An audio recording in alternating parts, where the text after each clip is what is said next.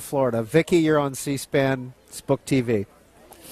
Now, Ben, I've read several of your works. I've heard you speak at David Horowitz's group out in Los Angeles one time. At any rate, I'm calling for two things. One, I'm a former Republican. I am so fed up with the party and the politics. I wanted to ask you, are we still able to grab defeat out of the jaws of victory this time around? Are we going to foul it up again? And then secondly, I wanted to say we do need to recommend Friedman's book, Freedom to Choose. That's a great book about freedom of choice. And also I want to mention, talking about civil rights, that Barry Goldwater refused to sign the civil rights legislation because he felt it deprived people of their freedom to associate with those with whom they wanted to associate, which kind of reflects back on this gay marriage thing. At any rate, are we Republicans going to lose? Say, Vicki, before we get an answer from Ben Shapiro, when you say you're afraid the Republicans are going to screw it up again in 2016, can you give an example of what you mean? Yes, unfortunately, as a former Republican, I broke my back for John McCain going door to door down here in Florida, and then also for Mitt Romney. And they were such lovely gentlemen, but they ran campaigns. They just could not communicate with the American people on the level that they needed to. And I'm afraid this will happen again because we have such lovely people running, or who look like they're going to be running on the Republican ticket. We just can't be as sharp as the Democrats, it seems, and I'm not sure why. What's the solution? Ben Shapiro. Well, I think the solution is getting down to actual basic moral arguments. The left, when I talk about how the left bullies and when they say you're a bad person if you disagree with them, that's because the left, deep down in their heart, they believe that they are morally superior. And I believe that that's an unbased moral superiority. It's unfounded. It's unearned moral superiority. But the truth is that any religious perspective you take, any political perspective you take, in essence, at your very root, you're probably going to feel like you have a certain level of moral superiority for holding those beliefs. I believe conservatism to be a morally superior belief system to leftism, and if people on the right aren't able to articulate that, then that's going to continue to be a serious problem for them. As far as the Republican Party and are they actually going to be able to do any damage here, I think that the fact is that the Republican Senate has been less than useful thus far. What they just did in passing a bill that basically allows President Obama to loosen sanctions on Iran is truly egregious. It was played by the press as though it was a rebuke to President Obama. Far from it. That bill basically allows President Obama to loosen sanctions on Iran unless Republicans can come up with 67 votes in the Senate to stop him. That's going to be a very uphill battle. As far as the Republican nominees, I think there are some who have started to learn about speaking moral language, speaking about the language of rights, speaking in very basic and meaningful terms that people actually resonate to. But unless they can speak in those moral terms on a routine basis, then if they're going to do what Mitt Romney did and trot out 57-point tax plans and talk about everybody's effective marginal tax rate, okay, I happen to know my effective marginal tax rate because I just had to sign a big check to the IRS because of it. But most people actually don't know their effective marginal tax rate. So if that's your pitch for President of the United States, which by the way was Romney's pitch, that if your effective marginal tax rate for the highest tax bracket is 35.7 as opposed to 34.2, you're going to cripple the economy. I'm sorry, that's not very much of a pitch for you to be President of the United States. Next book. What is it? Well, actually, I'm working on a novel right now, which should be kind of fun. I just felt like changing it up a little bit. So I'm working on kind of a, as most conservatives are at this point, a post-apocalyptic American novel. Right? I mean, I think most Americans are thinking along those lines as we buy our canned food and shotgun shells. So I'm writing something along those lines, and it's a lot of fun to write. And then I've been thinking along the lines of a couple of different topics that I think would be interesting to write about. And one would be the kind of creeping tyranny of the American mind, this move toward I disagree with you, therefore I get to use the government to do whatever it is that I want to do. And that's truly frightening to me because there are plenty of things that I disagree with. I mean, as you can tell, there are plenty of things that I find distasteful and problematic and disagreeable. There are people who do things every day that I find gross and terrible. But I don't think that gives me the ability or the right to use the government as a cram-down mechanism on them, forcing them to do what I want. And I think that unless Americans return to that vision of government, that government is really only there to prevent externalities of interpersonal actions. It's there to protect third parties, then we're going to get ourselves into a lot of trouble. Now, I know that's a pretty libertarian perspective, but I think that we're becoming such a country of divided lifestyles that it's going to be difficult for us to even remain one country in the long run unless we come to an agreement that government is going to have to stay out of it and we're going to have to just deal with each other on an interpersonal level and let social movements deal with the rest. If you want to live in a religious community, live in a religious community, but it's nobody else's business what kind of community you live in. And same thing if you live in an atheist community, if you live in a gay community, if you live in a Christian community, you should be basically allowed to be left alone. And we all have the freedom of movement. We're all allowed to choose where we live and under what lifestyle we wish to live. And the fact that we've decided on a national level, and it's happened both right and left, unfortunately, that the federal government can be, it's the one ring that you can use that power and you can wield that power. Nobody can wield that power properly. I mean, this is why the marriage debate is so fascinating, because when it comes to same-sex marriage, what the right has to acknowledge is that the government tried to forward traditional marriage and failed. And the government's attempts to forward traditional marriage were a complete failure, which is why for years I've been advocating that the government just get completely out of the business of marriage, because it's not like the government did any good for traditional marriage in the first place. Get the government completely out of it.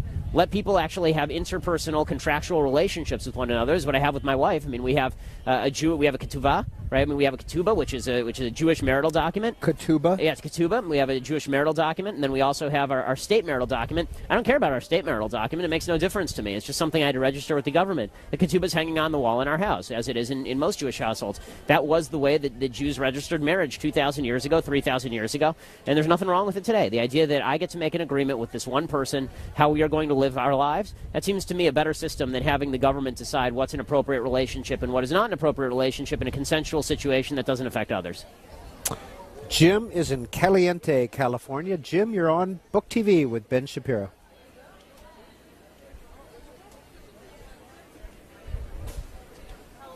Jim, are you with us? Tell you what, Jim is gone. All right, let's move on to Taylor in Dover, Delaware. Taylor, please go ahead with your question or comment. Yes, I have a couple of questions for him.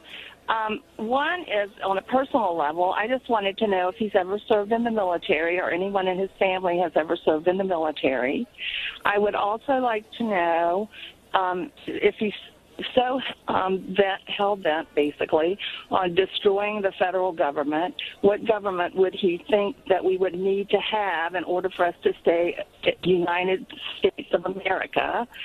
And the other question is, I don't understand the Republican Party right now because a lot of their policies are coming from the Ayn Rand Institute, which is based on objectivism, and which is basically, the most non-religious, she was an atheist to begin with, and it's like the Republican Party just worships her, especially Paul Ryan, who gives her book to everyone, and so that's all right. We got that. Tell you what, Taylor, why did you ask the first question about the military? Because I get sick and tired of all these people that are pro-military. My dad was shot down, or not shot down, but survived 2 plane crashes in World War II. My husband was in Vietnam and got Agent Orange exposure, and he died very prematurely because of that.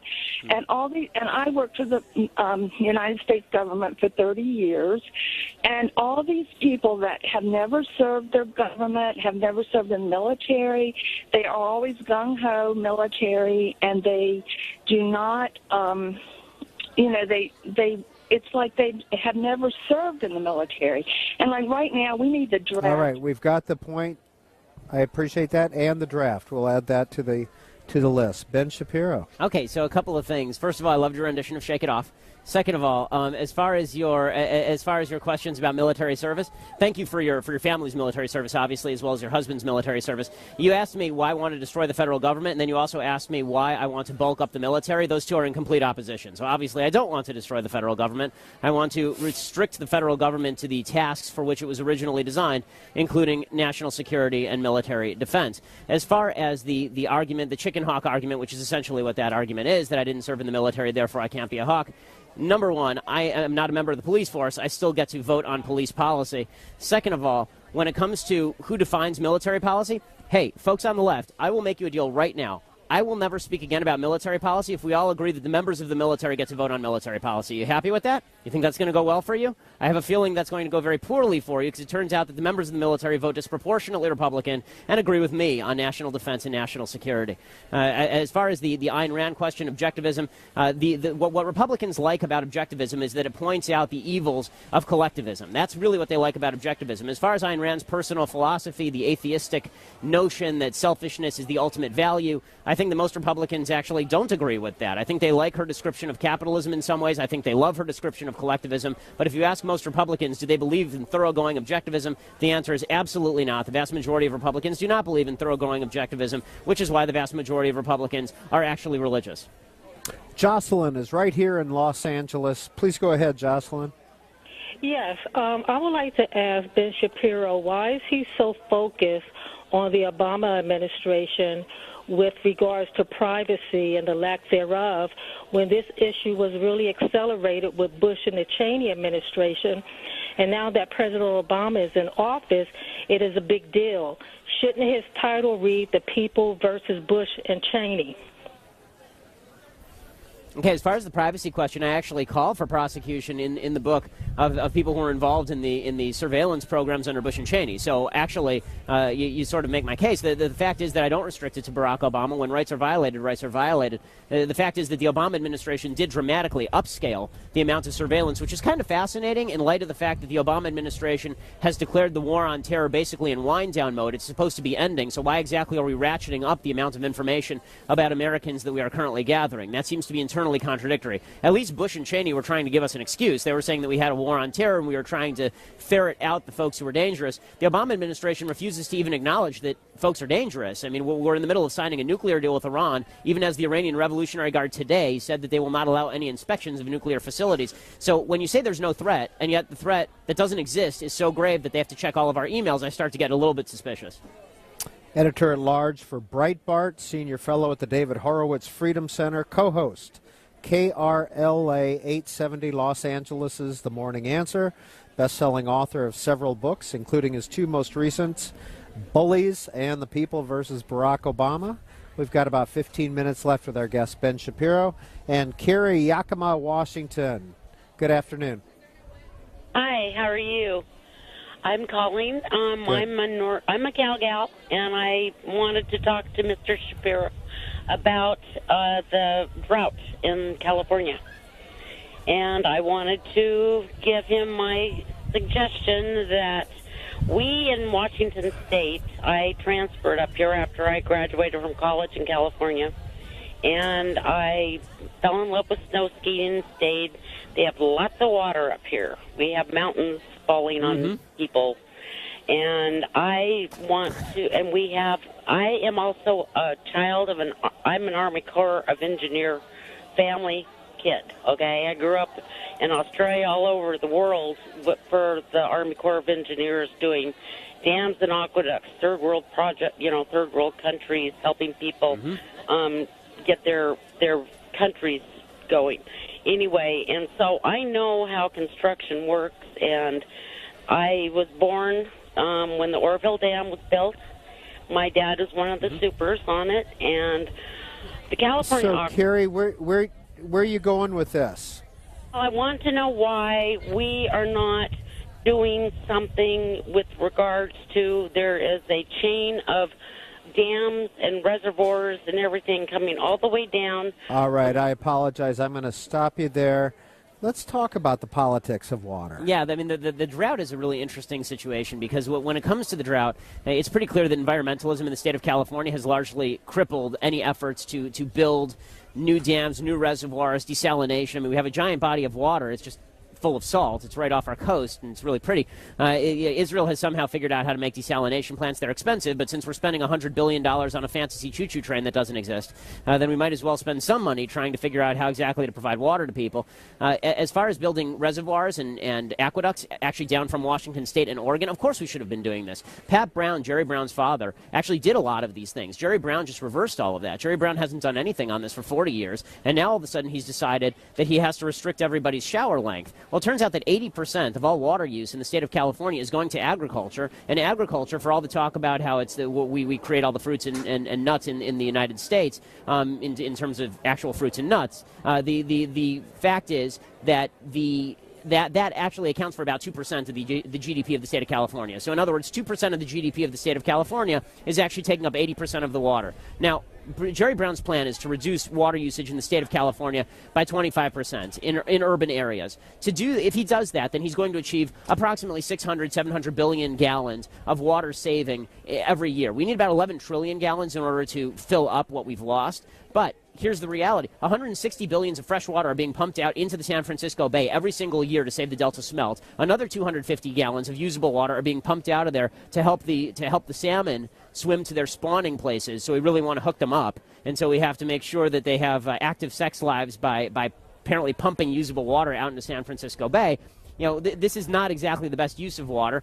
And we're going to have to get over the whole subsidies to industries that we like. Look, I like a lot of the farmers in the Central Valley. I think that they're doing something that's incredibly worthwhile. However, one almond takes 4 gallons of water. And the fact is that if you have one segment of the population that represents 2% of the GDP and 80% of the water use, I may think that almonds are more valuable than my lawn. I may think that's more of a value to the United States than me having a lawn. But guess what? It's a free country. If I'm willing to pay for the water, I should be able to pay for the water. The real reason all this is happening, really, is because the state of California has artificially kept water prices low, which means that it's subsidized water use for a lot of people in both urban and agricultural areas. If it had been allowed to go to market price, then you would have actually had competition for the water, and then the water usage would have gone down. I mean, it's amazing. You go to the store. Has anyone ever run out of bottled water at the store? Has it ever happened? No, because the market governs when it comes to bottled water. Nobody ever runs out of Coke. If there's a real demand for Coke, they produce more, and the Coke comes in the next shipment. But when it comes to water, because it's been artificially deflated by the federal government and by the state and local government,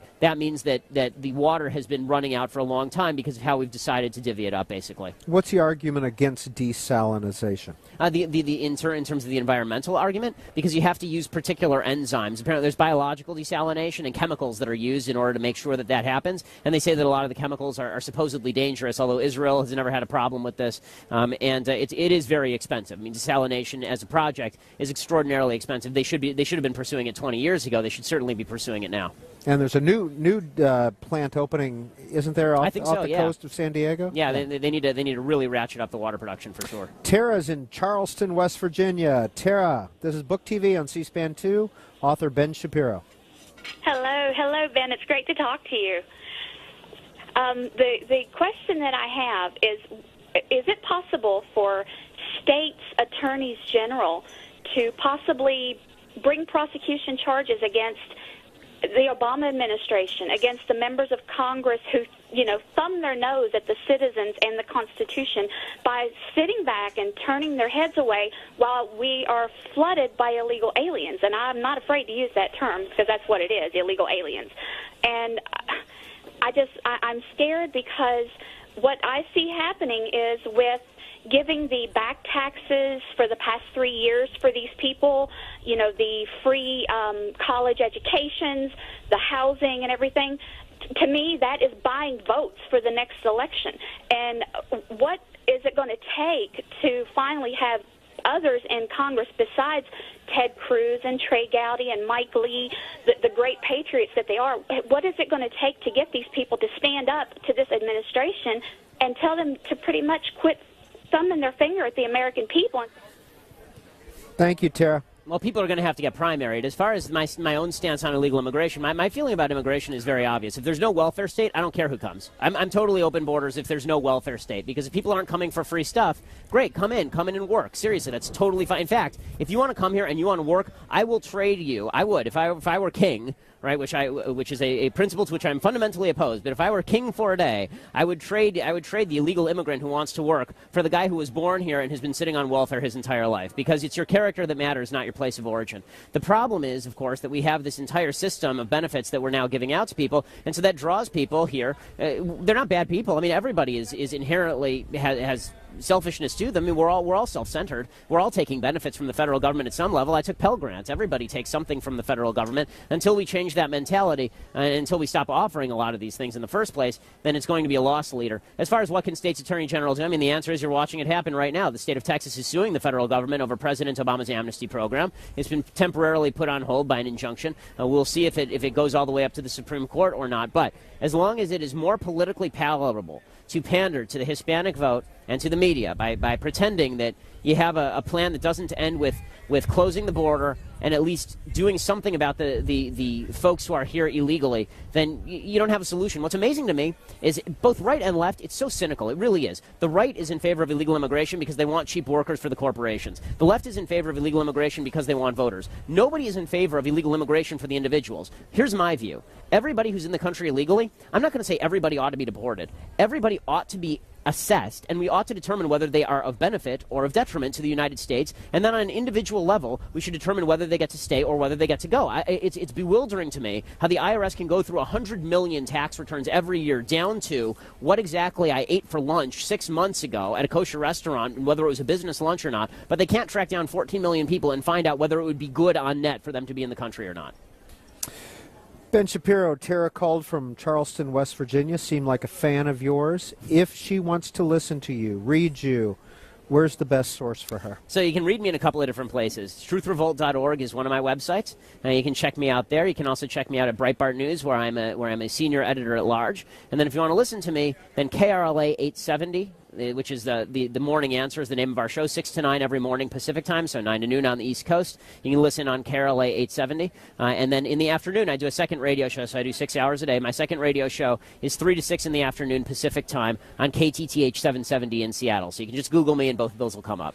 And you also tweet. What's your handle? Oh yeah, I tweet a lot, as you know. I mean, I'm rather volatile on Twitter, so it's at Ben Shapiro. If you want to see wild and crazy stuff, political debates extraordinaire, as well as odd tweets about Bill Clinton's 1970s kinship to Chewbacca. And if you've ever seen what Bill Clinton looked like in the 1970s, there is a picture of Hillary Clinton and Bill Clinton standing next to one another, and I tweeted that out recently with the caption, "Chewie, we're home."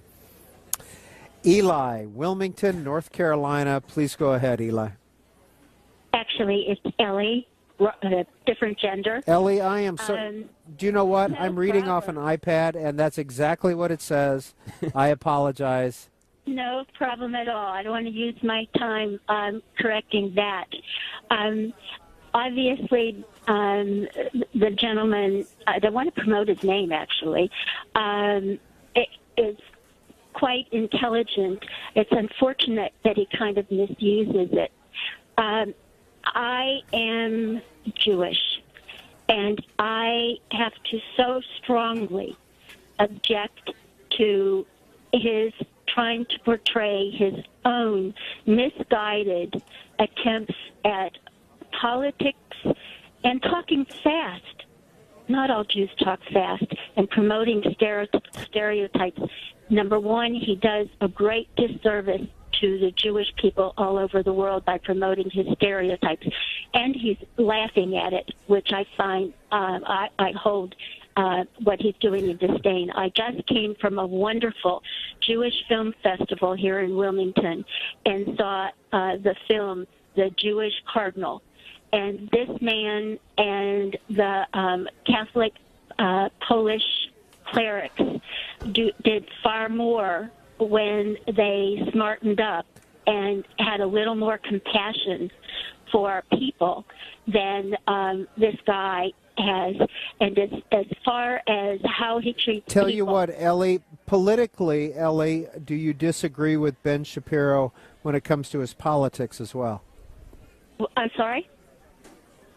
Do you disagree with Ben Shapiro when it comes to his politics as well as some of the things you've already mentioned? I do disagree with him with some of his politics quite a lot, but it's a separate issue to promote some stereotypes against the Jewish people and using his Jewishness Terrific. to sell his... Let's get a response. That was Ellie in Wilmington, North Carolina. Ben Shapiro. Well, I really didn't realize that the Grim Reaper of the sense of humor was on the loose today. I mean, seriously. I mean, if the worst stereotype about Jews is that we speak quickly, I think we can deal with that. Really, that one ranks real low on the list of stereotypes I'm going to worry deeply about. I'm going to worry significantly more about a president of the United States who's going to promote a nuclear bomb in Iran, and a president of the United States who has routinely leaked Israeli national security information, and a Democratic Party that's gone along with him, and a Republican Party that basically just signed off on it in the Senate. I'm going to worry more about that and less about whether Jews talk quickly.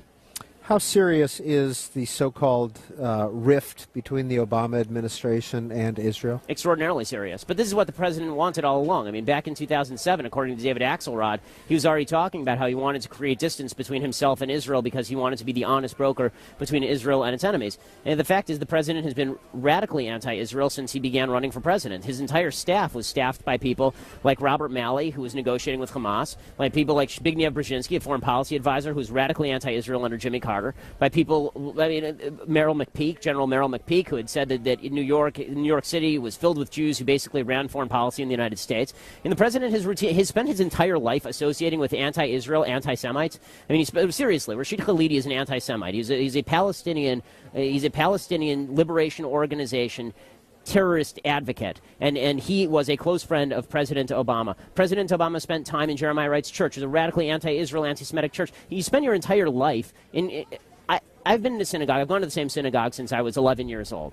If at any point, the rabbi of the shul had gotten up and started speaking about black people or America, the way that Jeremiah Wright spoke about Jews, white people, and the United States of America, I would have been out of there so fast it would have made your head spin. But Barack Obama sat there for 20 years. Don't tell me he didn't imbibe any of that or believe any of that. The president has a belief system, and the president is acting out his belief system in real time, and that has real ramifications for real people, not just Jews, by the way. You're watching it happen in Egypt, where he's cutting off military shipments to what is a secular regime in the face of a Muslim Brotherhood uprising. He's busily going against a Saudi regime that is really, I mean, listen, I'm not a fan of the Saudis by any stretch of the imagination, but they're a hell of a lot better than the Iranians at this point. The president of the United States is single-handedly turning Iran into a regional power, and this is part of a broader policy of the president of the United States that's both anti-American and anti-Israel and springs from the same anti-Westernism that he represents personally. John, San Francisco, good afternoon. Ben Shapiro is our guest. Hello, Ben. Pleasure to talk with you. I just wanted to get your take on something as a fiscally responsible, lesser government kind of guy. It makes my blood boil somewhat, is the propensity of the U.S. to take billions of dollars of our taxpayer money and put it towards the National Endowment for Democracy and other such NGOs that take U.S. foreign policy, and it seems as if what they're doing is something we would not accept here, is interfering within the internal politics of countries. And you could see it manifested especially in the Ukraine, where Victoria Nuland bragged that we had spent $5 billion over a period of time to achieve that regime change. And you can see it followed through with the constant propaganda against the people in the east of Ukraine who were more or less against the Maidan movement from the beginning and who were culturally Russian. And it was not them who attacked the Western Ukrainians. It was John. Hey, John, where did your interest in these issues that you've just discussed come from?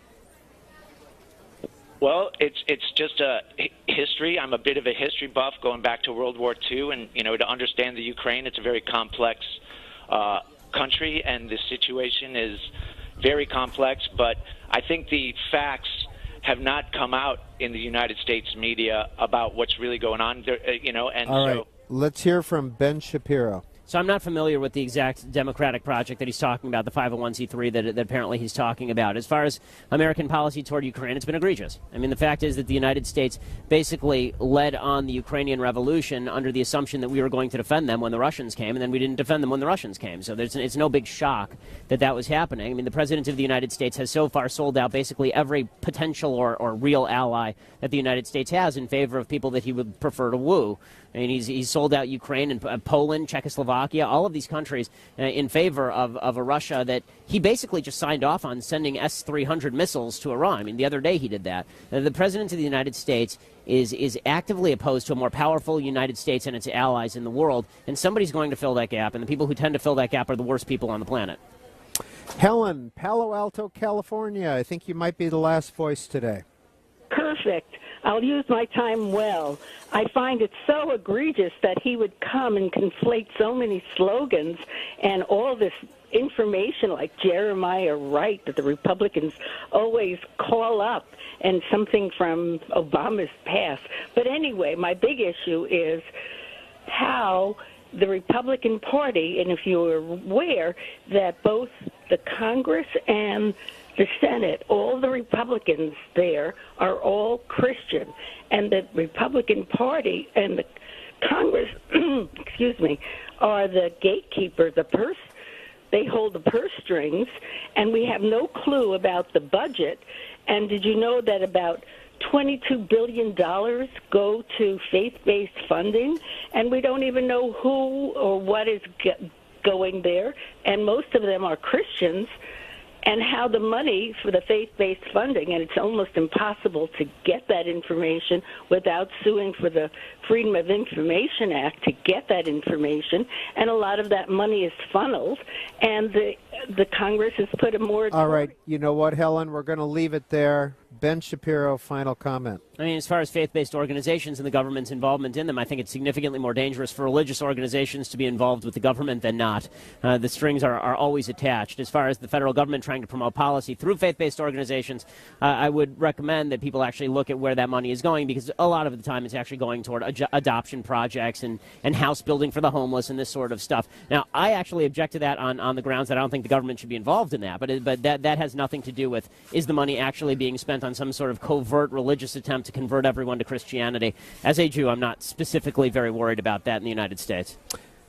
Ben Shapiro, best-selling author, radio talk show host, editor-at-large at Breitbart, The People versus Barack Obama, the criminal case against the Obama administration, his most recent book just coming out in paperback. Thanks for being on Book TV from the LA Times Book Festival. Thanks so much for having me. And Book TV will continue in just a moment. Everything that you've seen today will re-air this evening on Book TV on C-SPAN 2, all 6 or 6.5 hours of our coverage today from LA. Thanks for being with us. We want to thank the folks here at the LA Book Fest and at USC for their hospitality. And now Book